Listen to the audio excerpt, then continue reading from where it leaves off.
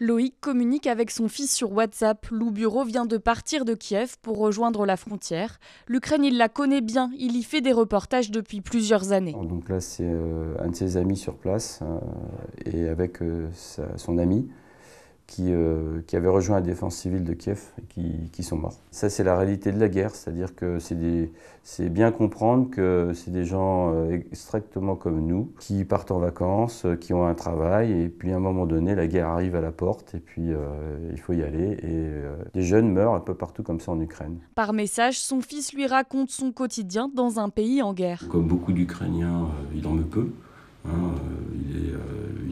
Ils sont 14 heures par jour en éveil. Il y a souvent des alertes pendant les nuits, donc évidemment ça coupe les nuits, il faut descendre dans les bunkers. La crainte, c'est que l'eau et l'électricité soient coupées par une attaque aérienne, par exemple, sur les infrastructures, comme ça va peut-être avoir lieu.